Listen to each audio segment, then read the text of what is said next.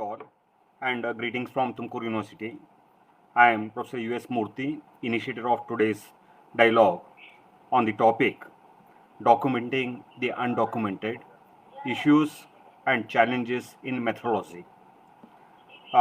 Most of our students who are into different phases of their post graduation as well as research come across some of the difficulties when they would like to be inquisitive with their past and try to understand how best to understand the past processes, the past undercurrents, as well as those factors that have shaped the history of the Indian subcontinent.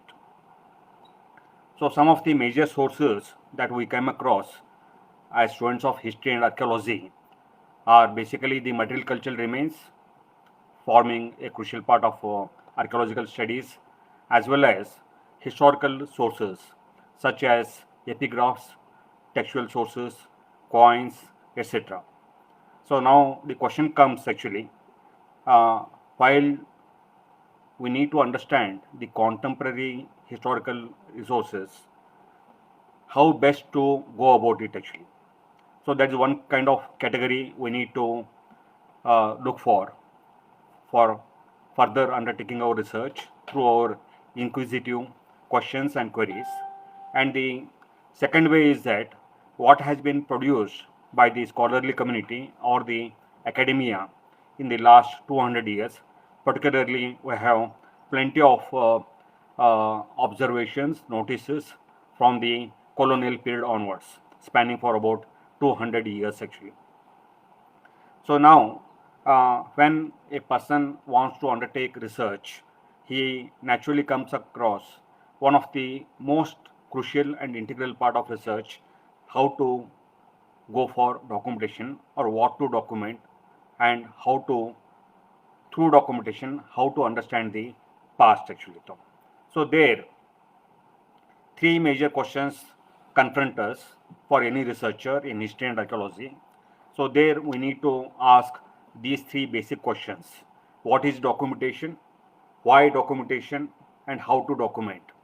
So this forms the crux of today's talk as a part of the initiative of the Adventures in Archaeology, an young group which is undertaking tremendous dialogue on behalf of the discipline of history and archaeology based in Pune. And so they would like to enlighten, they would like to inform, and they would like to initiate a very productive dialogue with the younger researchers of South Asia. And this is a very, very welcome initiative from this group actually. So I would like to thank the Adventures in Archaeology group for giving me this opportunity. And today's my talk is going to focus on why documentation, what is documentation, and how to document.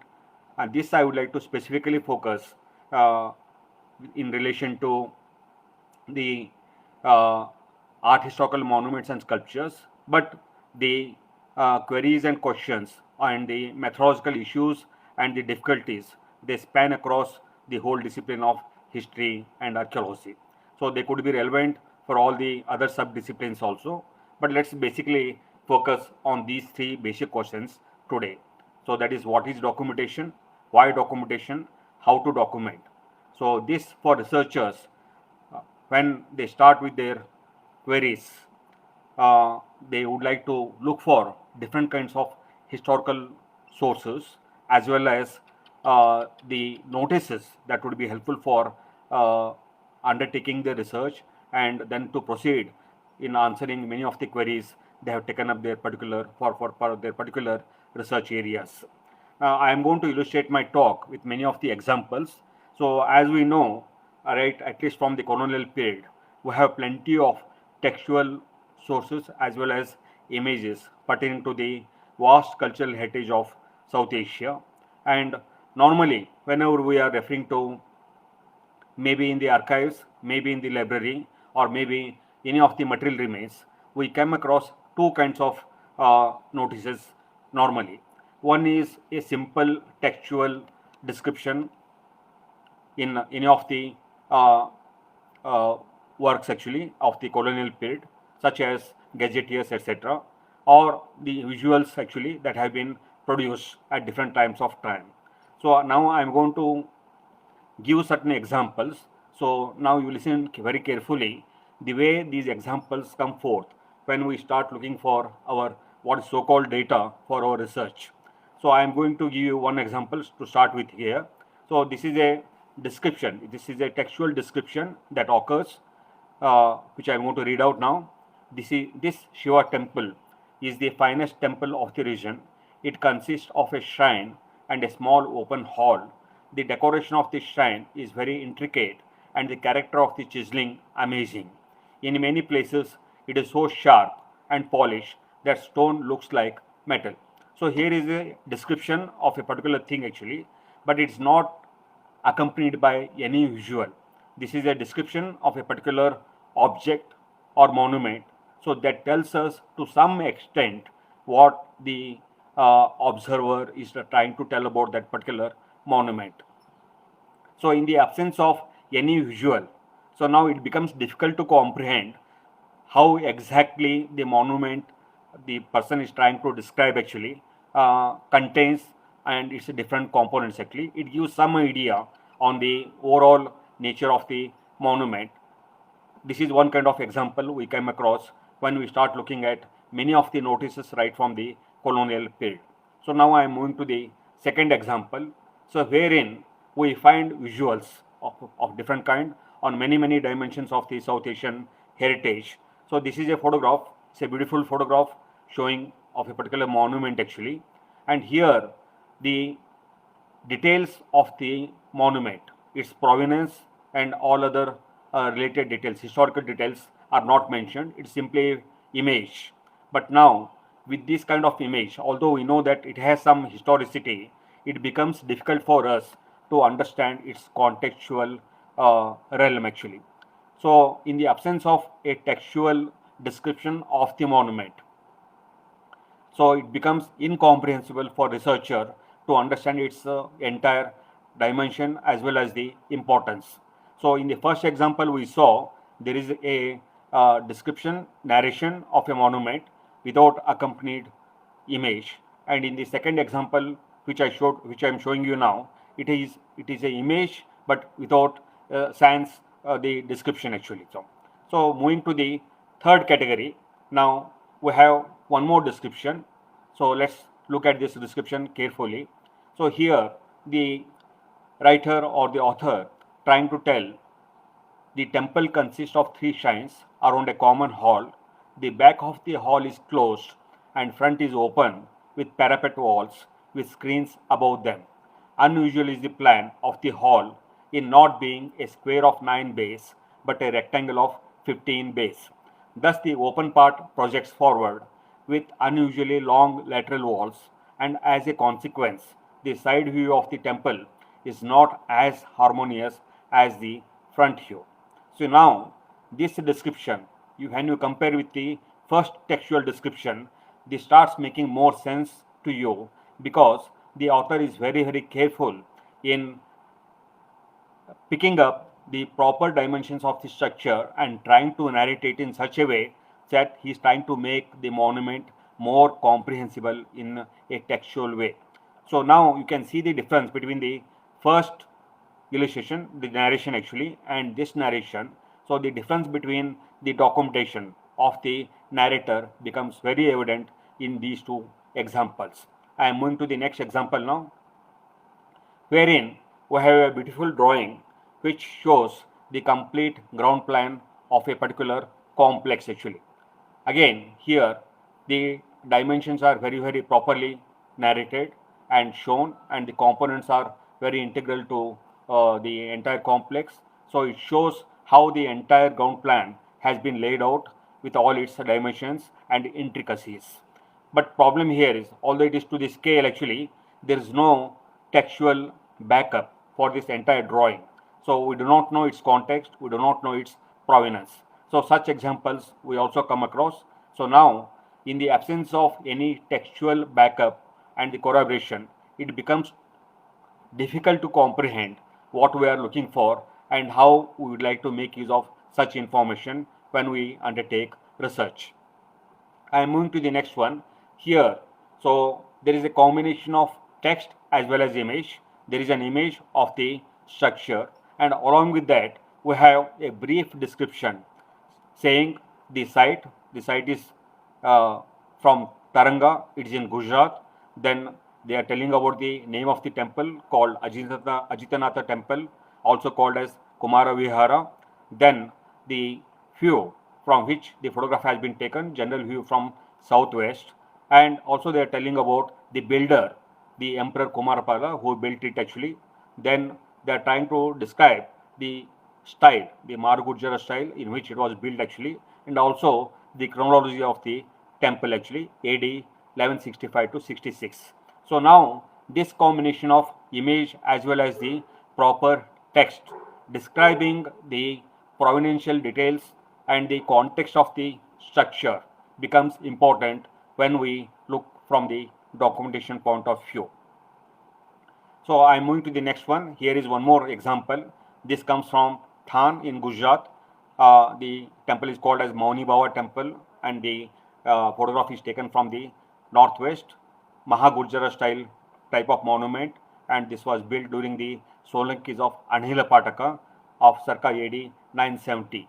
So these two examples tell us whenever we come across such information in the historical sources that we are looking for while doing our research, they become more sensible and more useful for us to undertake better research. I am moving to the next example wherein we are seeing two drawings. On the left side, there is a sketch which shows you very minutely hundreds of measurements that have been taken, and on the right side, the actual ground plan actually. So if we compare these two ground plans, the left one, although it gives us some idea on the nature of the structure and how it has been laid out actually, the second picture which is on the right side actually, it makes more sense to us actually, because the ground plan drawing tells us exactly the components of the structure, how it has been laid out, and the thickness as well as the overall layout of the structure. So now the researcher has to be very careful which one he would like to choose when he would like to document actually. So now the quality of documentation matters a lot. So the left one, although useful from the point of view of the overall understanding, the right one becomes more crucial for us because it is going to give us a very, very clear picture of the way the monument has been laid out. So this particular example I have taken from same temple. It's from Than, Mauni Baba temple. So we'll move to the next one actually. So here, when we look at all these examples, so things are becoming clear actually. The way it has to be narrated when we document becomes extremely crucial for the kind of data we are going to emanate, collect and produce actually. So now the next question comes is, what media we have to opt for documentation? There are several medias which we need to opt for documentation, and among them some general ones I am going to take up here. So the first kind of documentation could be what we call as photo documentation. Second kind of documentation could be architectural documentation. Third kind of documentation could be general documentation, and then the fourth one is subject or theme specific documentation. So here the emphasis should be need to be clear actually. When you go for photo documentation, you are laying more emphasis on the visual capturing of the objects, material objects, artifacts, etc., etc. And when it comes to architectural documentation, you are going to be more specific with the exact dimension of the objects or the structures or the landscape you are looking for actually. Then in the general documentation, if you are going for general documentation, what all things you need to combine, and within these things actually also you need to be very clear actually what kind of subject or theme specific documentation you would like to undertake before you set out for your research field actually. What I am trying to tell you is, before you set out for the research, your research field actually, there is a lot of homework which you need to undertake actually, and you have to be very, very clear how you would like to go about it, what kind of documentation you would like to opt for, and how best you would like to combine the different kind of strategies, documentation strategies, to make the best use of your field research, and then the outcome of your documentation. So then also we need to think of the financial outlays, be it if it is at the individual level or if it is at the institution level. Depending on the financial outlays, you need to plan the above four actually, and how best to go about it. So now, after doing this exercise, you need to define the subject and task related to documentation. So here comes the very crucial part actually. So now when you have chosen an area, so what all you would like to document there, that becomes very extremely important. Let's say I am taking some examples here actually. So in 4 to 5 categories.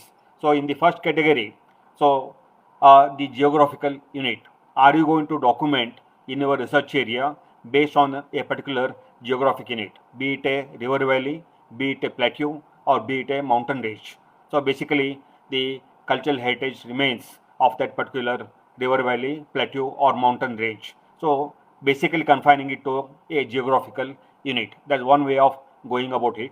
And secondly, we could go by the archaeological cultures, maybe Paleolithic, maybe Mesolithic, maybe Neolithic, Bronze Age or Iron Age, or a combination of all these things. So that's the second part needs to be clear before we undertake our research. Third, there could be possibilities of undertaking documentation and research based on the dynastic period, for example, based on Maurya, Gupta, Vaisala, Mughal, Pala, etc. So that could be one way to define our documentation process. Now the fourth one, so it could be also based on religion, creed, or cult specific.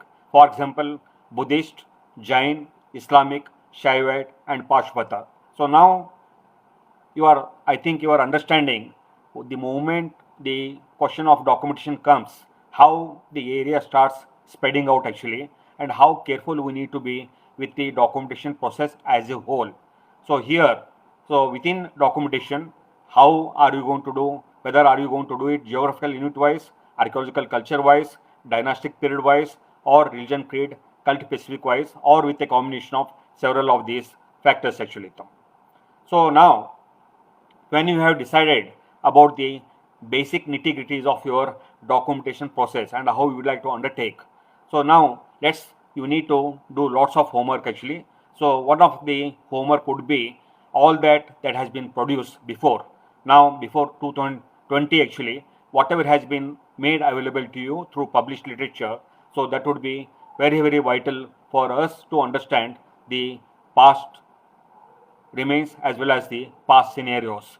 So for that, we need to undertake browsing and carefully perusing through the published literature. So within that, I have mentioned you earlier in my introduction, the contemporary historical sources. They form us the very, very vital and crucial areas of primary sources. Then next to that is what has been produced especially in the after the colonial period actually. So the primary literature in the sense what has been noticed and which is available for us in a maximum possible way in our archives, libraries, etc. So there we have gazetteers, ASI circle reports, annual reports of the state archaeology departments, as well as catalogs. Because these, why they are important is what has happened to this particular cultural heritage lochis or the zones actually in the last 200 years. They would give us a glimpse actually of the situation, how they existed in the 18th century onwards, and what is their situation now in 21st century.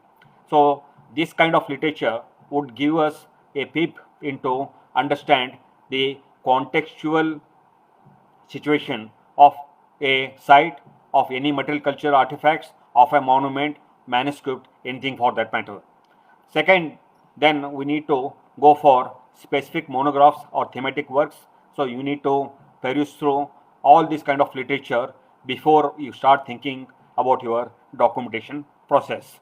Then there are other sources of information such as the researchers who are working in your nearby areas or the contemporary field or the related aspects actually. So they could be a vital source of information for you. Then the field resource personnel who are into that particular cultural zones, who have some idea about the existing cultural heritage of that area. So those could be very helpful for you people before you undertake documentation. And also lots of newspaper items in the form of clippings actually. So lots of things are getting reported every day on the cultural heritage aspects of South Asia.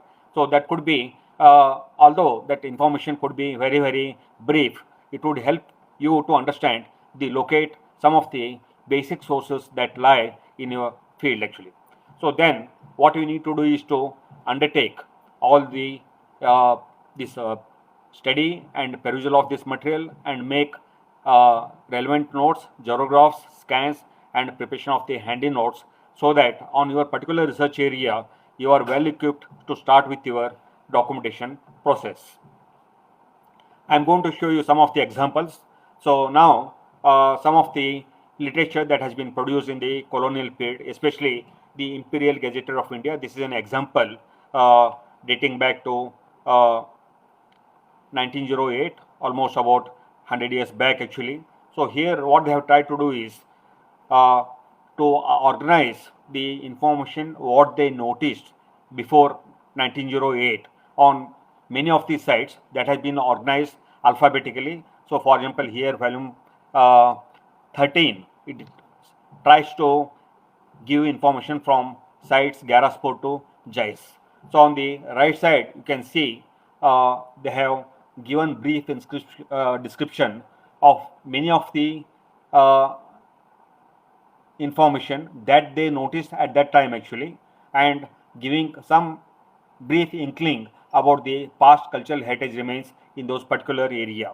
So this could be one useful source for us. So the Imperial Gazetteer of India, this was produced in several volumes, and these volumes will be handy before you start with your own research documentation. Next comes the district gazetteers. I am showing you one example. This comes from Bankur actually, produced by respective state, and here also they have classified the places of interest, especially in the final chapters actually. So there again the sites are alphabetically organized, and on each site some sizable information is available what they had been noticed during that particular year of documentation when they undertook it. For example, this particular gazetteer was produced in 1968 actually. Along with that, they also give you lots of information on the topographic features of the area and other related information. So now the Imperial Gazetteers, one of the earliest notices on a large scale, then the district gazetteers, which have been being produced at different after a lapse of every 10 years actually. Then we have one of the, in post-independent area, one of the most crucial source for us actually, that's the Indian Archaeology area, which basically combines all the information that has been undertaken by the state government, by the central government, by the research organizations as well as the universities in different fields, right from archaeology, epigraphy, numismatics, you name it, anything actually. So here it is classified state-wise, and within the state actually what has been noticed by a particular researcher. For example, some of the samples we come across is here in Tamil Nadu, item number 46.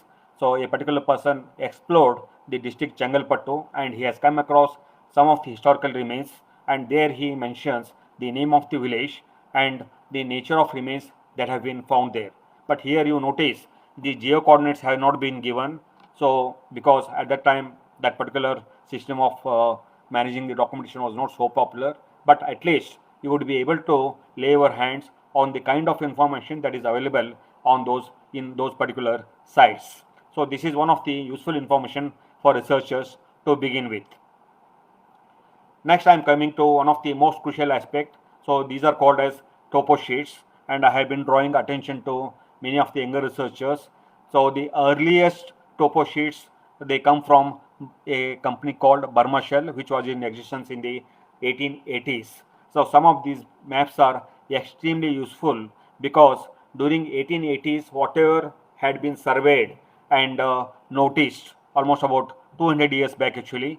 So they has been plotted actually, and these 1:1 inch maps, they give us tremendous idea on the topographical features, on the settlements, and the features that have been noticed in and around the settlements, including many of the ancient monuments so that were in existence in 1880s. So one can start with the Burma shell maps and then proceed with the Survey of India maps for the last 200 years, and they can notice actually how the notices that were in existence in 1880s are no more there in the 2010 or 20s actually, because many of the archaeological features have been effaced and they are no more visible. So here I would like to draw the attention of the young researchers. So based when you would like to undertake on your research on any particular geographical area, so what you need to is to collect all possible maps right from at least 1880s or even prior to that actually, and try to understand how the landscape has been changing, and many of the archaeological features which were once in existence have been lost forever, because what we need to understand is the actual historical reality as it existed when the builders built it as a part of their built heritage, not what we are seeing in the 2020s, because it's only a partial reality what we are doing it in the 2020s. So to get back to the past actually, we need to understand through many sources, and the maps are one of the most crucial aspects in understanding many of these dimensions, which would throw a lot of light actually for us to see what was the existing historical reality, how it has undergone change, and how best we need to do research based on these researches. So again, there's one more basic source that is helpful for us, that comes from a Census of India. So in the Census of India, the volume 9 part actually, this is called as Administrative Atlas. In the Administrative Atlas, each Administrative Atlas contains detailed maps of the particular talukas. Here I am showing you an example of Tirthahalli Taluka of Shimoga district in Karnataka district. Here the settlements have been plotted along with their sizes, and then some of the basic features, approach roads, as well as some of the topographic features that could be seen. So here this would be useful for you to demarcate the area you are looking for and how to go about that before you set your foot in your research field. So legend you can understand there when we get into that actually. So as a part of this, we also have a adjoining that actually a list of alphabetical list of villages, which is very helpful actually. So these are alphabetically organized, and they give you information about the sizable population that existed during the intervening of 1971 to 1981, things like that actually. So here this would be useful for us to earmark actually what are the sites which we are going to cover actually, where they are located, and how are you going to look for each of the settlement with its cultural remains for your research area. So now after doing this basic preparatory work, we need to prepare ourselves with a list of certain things actually. Now the question comes, what are the sites which I am going to document, what are the locales which I am going to document, and what are the monuments which I plan to document, and what are the art objects. So now you can very clearly see the field is expanding and the list is becoming endless, because you need to be very careful when it comes to the actual documentation process of your research area. So here the preparation of a list of sites to be documented would be one crucial part. For example, would you like to document Nalanda, Fatehpur Sikri, Srirangam, Bishnupur, because these are very large sites, and to document them would take a lot of resources and also a lot of planning actually. So that's one way to go about it actually. Then within those sites, what are the locales you would like to document? About those things also you need to be clear. So here you have to list the list of locales to be documented. For example, if you are going to Kumbakonam, are you going to document Mahamakam Kund, or if you are going to Hampi, the Hemakuta Hill, or if you are in Badami, Menad Basidi, or if you are in Delhi, Red Fort, things like that. Because these places, and when you are going to a historical site, they consist hundreds and hundreds of monuments actually. So you need to be careful which one you would like to document for your research purpose. And when you fix up your site and when you fix up your locale, next thing you need to do is to list the list of monuments actually to be documented. For example, if you are looking for Delhi actually, are you going to document Humayun Tomb complex, or if you are in Gaon, West Bengal, are you going to document Chamkati Masjid, or if you are Bishnupur in West Bengal, the Madan Mohan Temple complex, or if you are in Patan in Gujarat, the Rani Vav complex actually. So here the site, the locale, and the monument. Likewise, you need to go about it. And when this is done, now the second part. So the first three parts, they are in the actual monuments which are spread out in the historical landscape of South Asia, and then some of the objects, or maybe a large number of objects which have been removed from these historical context and brought to the museums actually. So let's say about many of the excavations that have been undertaken prior to in the colonial period or in the post-colonial period. A lot of material has moved into uh, different kinds of museums, national museums, state museums, etc. So along with the site, locale, and the monument, you also need to look for the objects that have been collected from those particular sites and now which are in stored in different museums actually, or in the personal collections. For example, there you need to be clear the kind of objects which you would like to document from these particular museums. For example, in National Museum, or in Indian Museum, or in Kuch Behar Palace Museum, or in Sarnath. For example, if you take Indian Museum, it has a collection of more than 10 lakh objects, or National Museum, equally lakhs of objects are there actually. So you need to be careful and very, very pinpointed what are you going to document as far as your research area is concerned. So after doing this kind of homework actually, then you need to go for the next logistical process where obtaining necessary permission from different agencies becomes very crucial, because so these are under the custody of different government and non-governmental agencies. For example, under governmental agencies, one may have to take permission from the Archaeological Survey of India or the Directorates of Archaeology and Museums of respective states. So that's one way to initiate your documentation process, because you need to have proper documentation documents before you undertake the actual field survey and other things. Then the second category would be non-governmental agencies. There are plenty of non-governmental agencies which inherit plenty of a lot of South Asian heritage remains actually. So they could be under certain Devasam boards like Travanasam Devasam Board, Hindu Religious and Charitable Endowment Departments of respective states, or maybe some of the private trusts actually, such as Seth Anandji Kalyanji Trust or Raja Kelkar Collection, and then the individual custodians and families. So here you can see the way the cultural heritage remains of South Asia, how it has been lying under different agencies. So before we set out for our documentation, we need to have proper permissions from these respective agencies. So with the cooperation and with the proper official permission from these agencies, one can go set out for the documentation. So now next question comes actually, when you have done with this homework, how to understand these sites actually. So there comes what is the nature of site or the type of sites actually. Then second is the nature and type of monuments actually, and the nature and types of objects. So now this becomes extremely crucial for us actually, because without taking up these questions before you set out for the field work, before you really start undertaking your field documentation, you need to ask these three basic questions actually. What is the type of site am I going to document, and how best I can understand?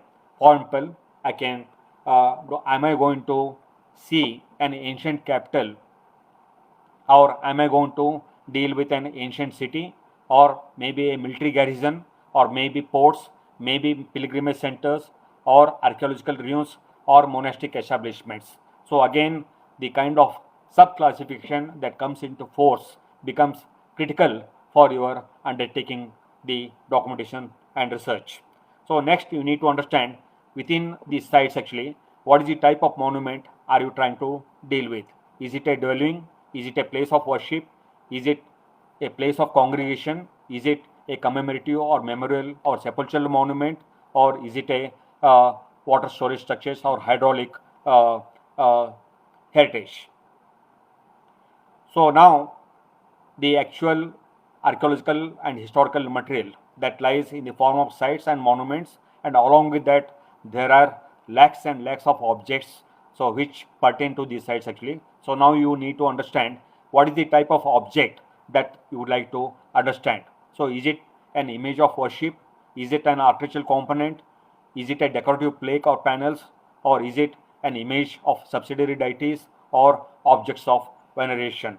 So by looking into critically many of these aspects, you will be pinpointing and you will be subclassifying the actual material that exists for you for your documentation in your respective areas.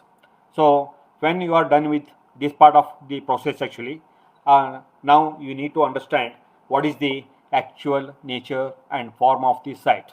So then only would be when you have done all of this homework actually, so now you start getting some idea on the nature and form of sites based on, because prior to undertaking the actual documentation, you have already perused through the published literature, unpublished literature, then the kind of visual and textual information that is available for all those sites actually, then the kind of material that really exists in different realms, be it in the government custody or in the private custody.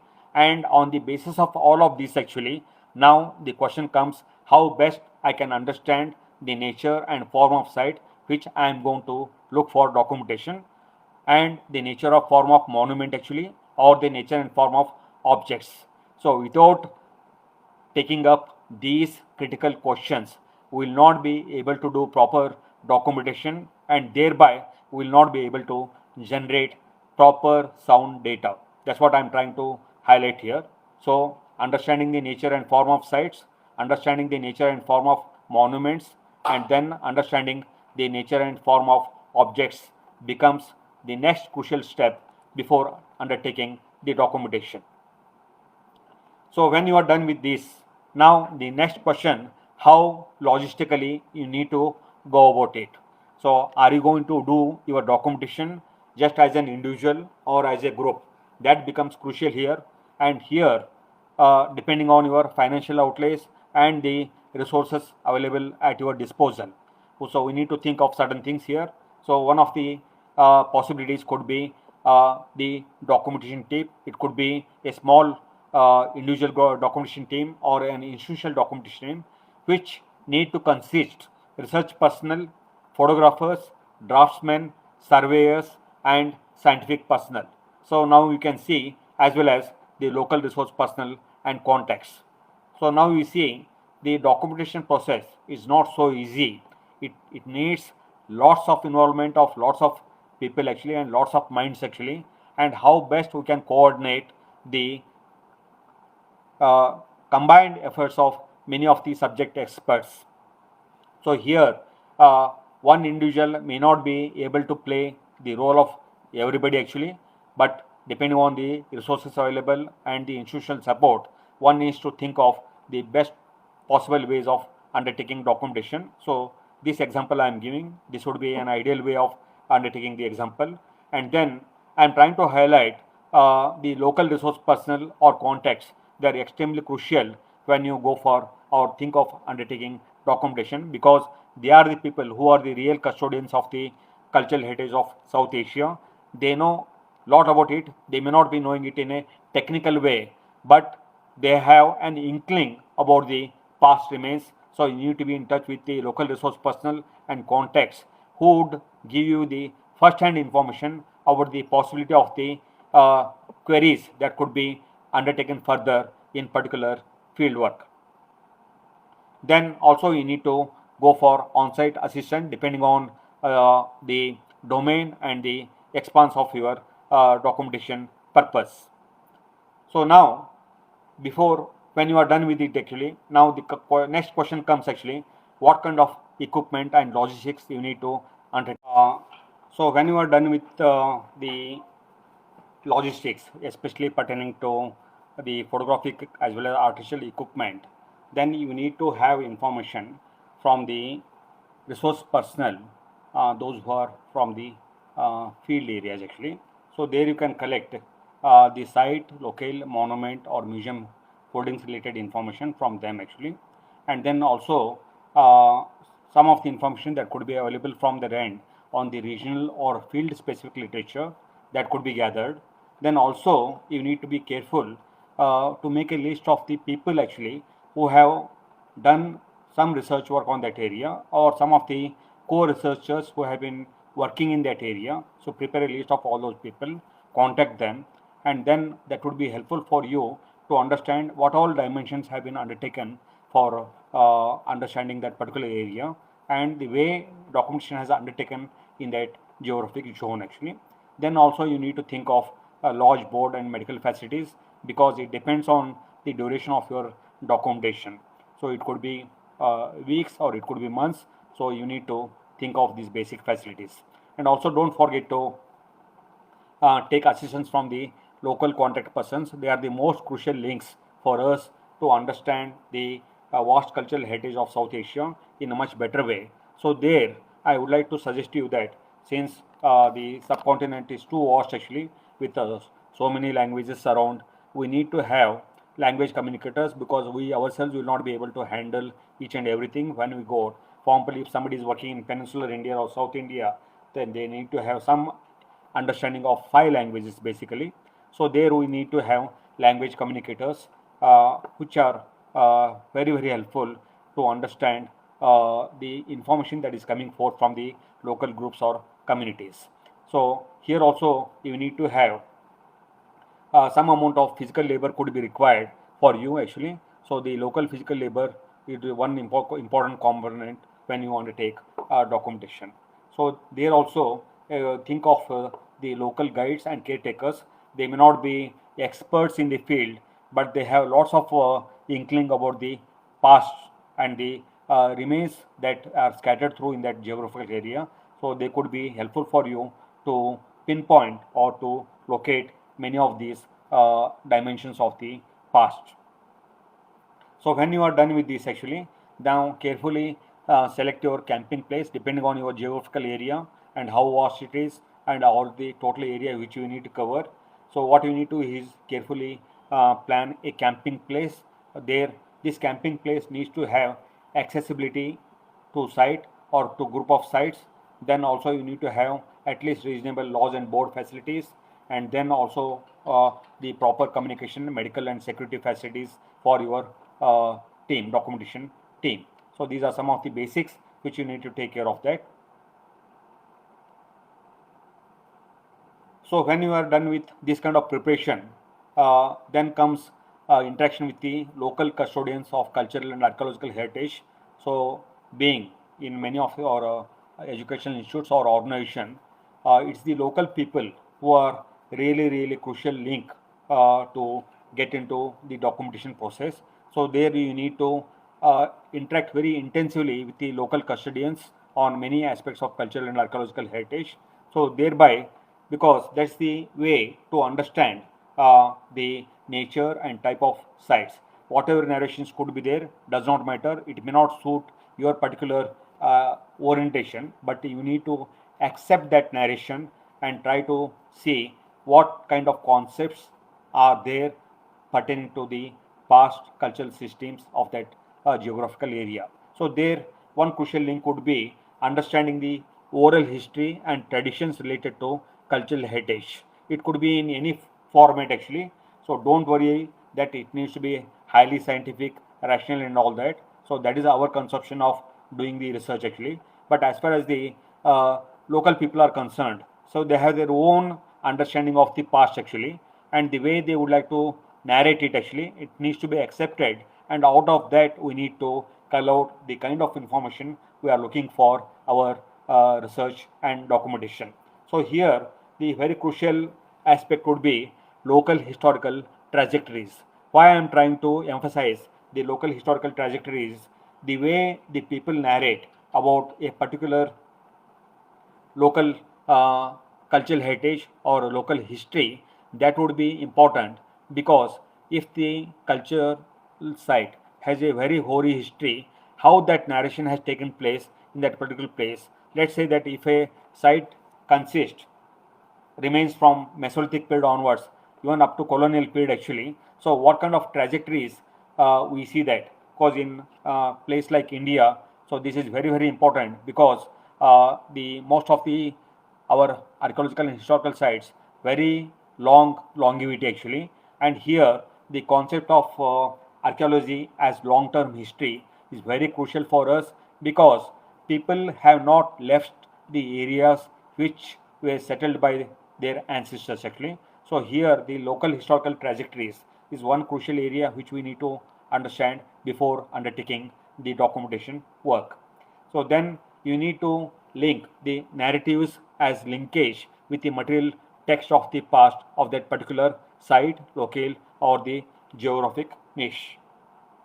So here you need to understand along with this actually the local congregation, feast, alliance and ritual cycles. So this gives us lots of inkling about the social behavioral patterns in a particular geographic area, and how the cultural processes or historical process have shaped the character and personality of that geographic area, and how best we can understand through the local congregation, feast, alliance or ritual cycles. So that could be one way of going about the intricacies of documentation. So when you are done with this actually, now the crucial question with all this preparation of perusing through the literature, both of the actual contemporary historical sources, then the colonial production of the literature and the post-colonial uh, researches, equipping ourselves with that actually, then planning very carefully what needs to be documented for your particular research area, and then understanding the nature, type, and the character of the site, locale, or the geographic area. Now you are in a better position to actually start interacting with the past in the field. Without doing this homework, it would be extremely difficult for us to understand the actual historical realities that existed at the time of the creation of this built heritage or the cultural landscape of South Asia. So now you can understand the kind of homework and the intensity of the work that goes needs to go into the preparation of the documentation. So when you are done with this actually, I am going to show you in the next few slides how to do the actual documentation process and how to undertake it actually. So now this gives you some grip on the conceptualizing a site, a monument or an art object. So here you are in a better position. Before you go to the actual field work, you would be in a better position to understand and to conceptualize the nature and character of a site or of a monument or of an art object. So based on that, you would be in a position to prepare your field notes, then set your criterias as well as parameters of documentation. So I am going to show you in next few slides how to go about the documentation process as such. So one way to do is that whenever you set out for your field work, making lots of rough sketches and field notes actually. So here I am showing you some of the samples. So there are complexes where you need to very quickly draw the context of the monument complex and where the structures are located, in which direction lie what things actually. So that could be one basic way of looking at the documentation process. And when you are done with it actually, so along with that you also need to make very quick but proper notes on all the images you are taking or the artificial drawings you are making actually.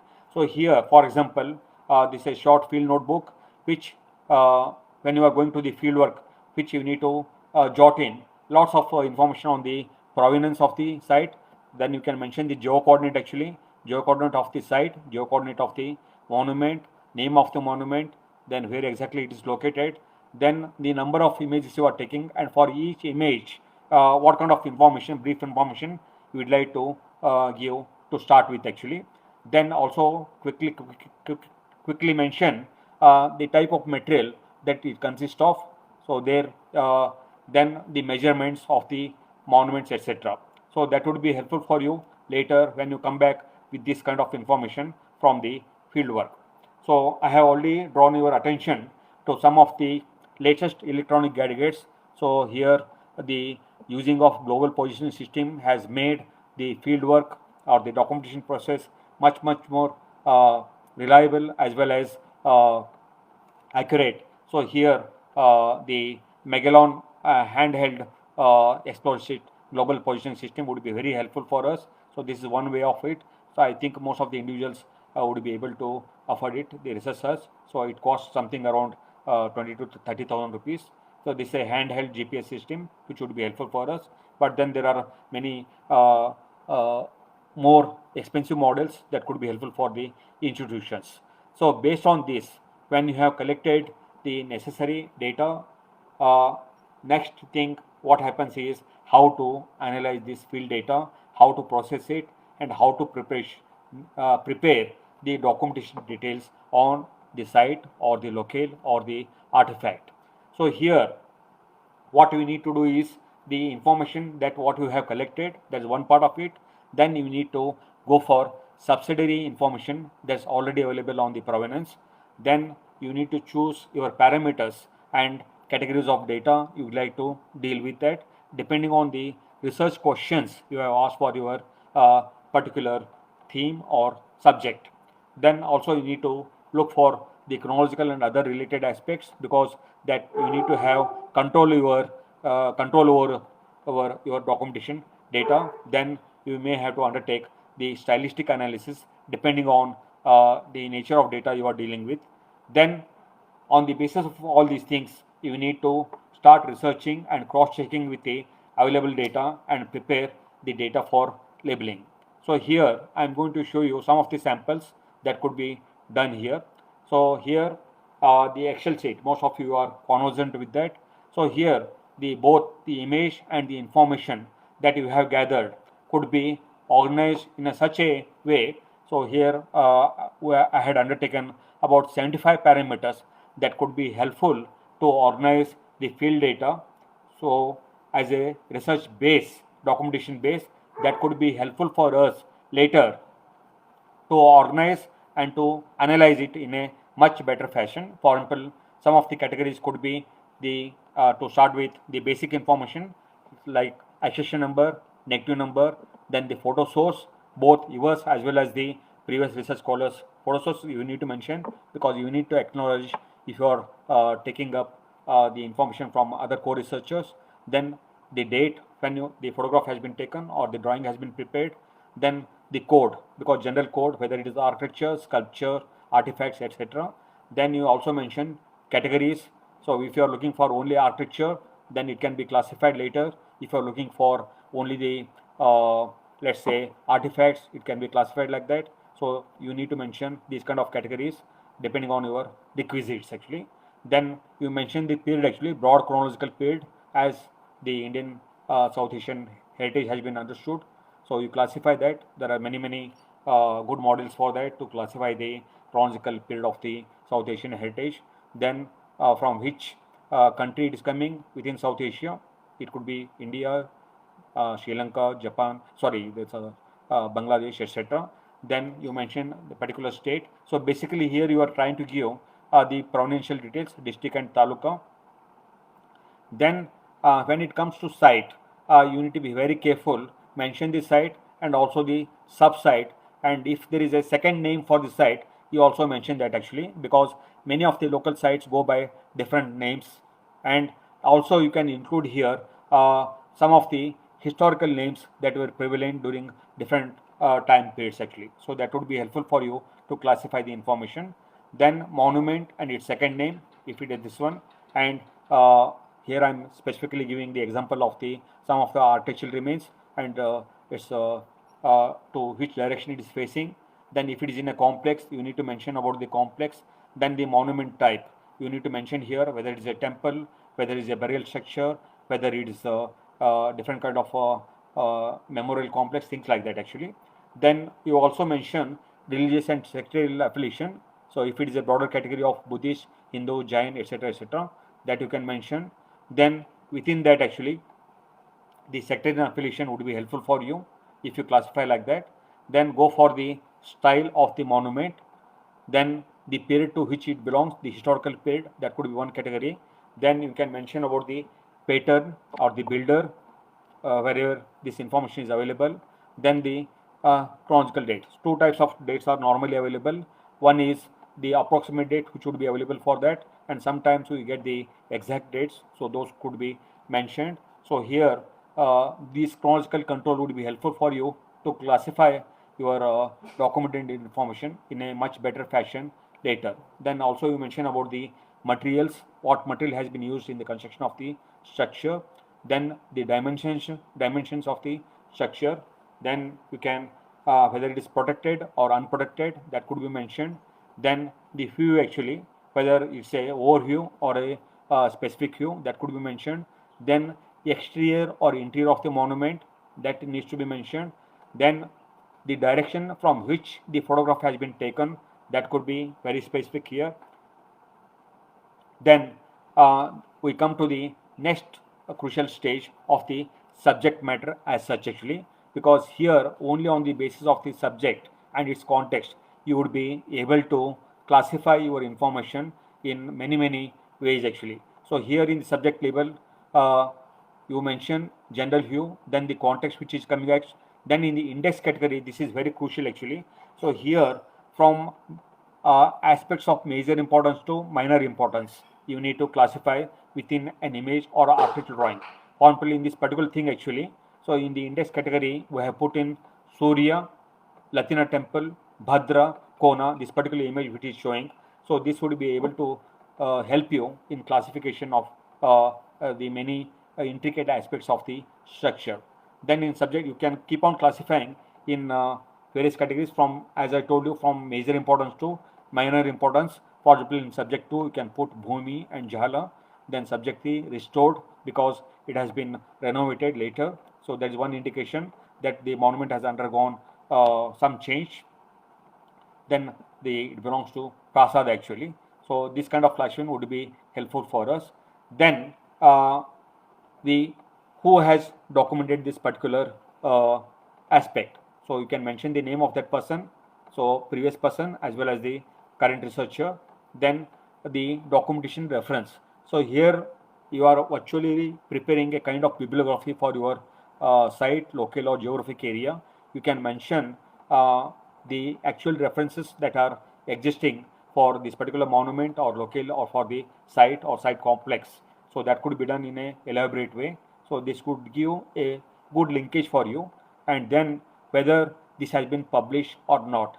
So there you come to know actually whether this particular image you are looking for, it is published or unpublished. If it is not published, then you have control over certain other aspects, because you need to acknowledge the source of the information. Then who is the photographer, when it was taken, that I already mentioned you, and if the drawing exists on this particular monument, that needs to be mentioned. So in Excel sheet, you can undertake this kind of exercise both horizontally as well as vertically. That was the vertical model I showed to you. Same thing could be organized in the Excel sheet in the horizontal manner. So now you know so much information. Here we have taken up, as I told you, about 75 categories, which would be helpful for us to very quickly classify the kind of information we are looking for based on our documentation. So as I told you, now you can see, you can classify within your geographic area all the Shaiva temples or all the Buddhist temples or the Jaina temples, depending on your nature of documentation and also chronological wise. So there are plenty of combinations that you can go for in the classification. So these are some examples of, I am showing you the actual. So then you can prepare some index cards that is one in the Excel sheet. So the index cards also would be helpful for to understanding the nature and form of site actually. Here this is one sample actually where we have both the visual as well as the text actually. So here the basic information on my particular image is given. So to start with our research, so that gives you the broad categories and the provenance of the image and the details of the structure, to what period it belongs, and then the style, material, then the photographic source, etc.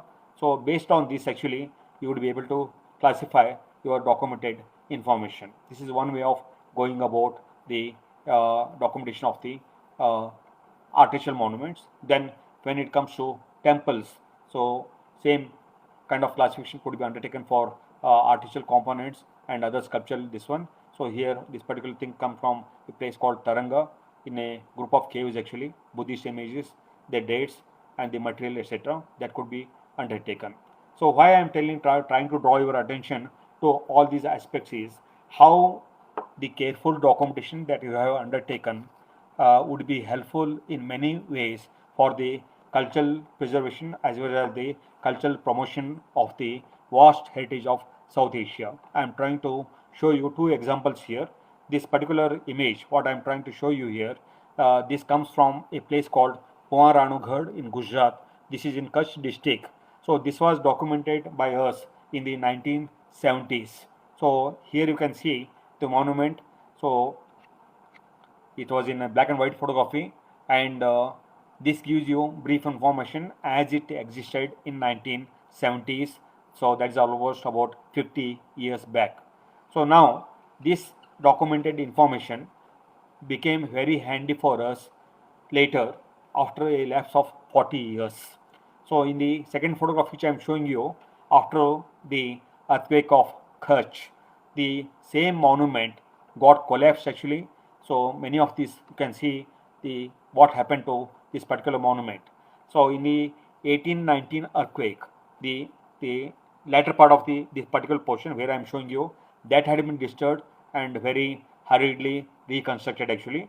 And in the 2004 earthquake, the other part collapsed actually. So now this is the only monument of the Samaj of Kutch of the 9th-10th century AD which is existing. If we lose this monument, so there is no other artificial examples belonging to the Samaj of Kutch of 10th century AD. So now you know how crucial it is to reconstruct the information. So there the documentation that had undertaken in 1970s became very handy for us to do the restructuring of the temple. For that we did very detailed both photo as well as architectural documentation, and on the basis of that you can see that actually this is Poreshwar temple, Moola Prasada and Guda Mandapa, few from southeast, and when based on that actually we were able to, prior to the undertaking of the actual conservation and preservation of this monument, we were able to do the documentation in detail actually. Here I am showing you the temple as it existed in 1970s actually. So you can see in 1819 this had been disturbed and many of the components are no more there actually. Whereas on the right side the actual original schema that had been conceived that exists actually. So based on this actually we were able to recreate a specific architectural drawing that would be helpful for the reconservation of the entire temple and the reconstruction of the temple when it has been damaged because of the earthquake.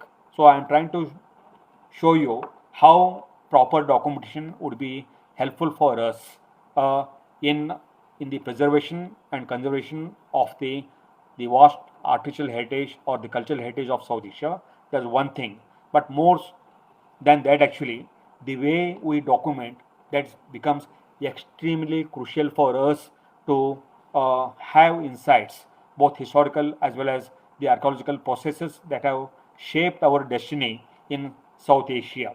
So without proper documentation, because you have seen it's only the quality of information that you bring forth from the field that would be helpful not only for you for your PhD thesis, also for generations to come actually.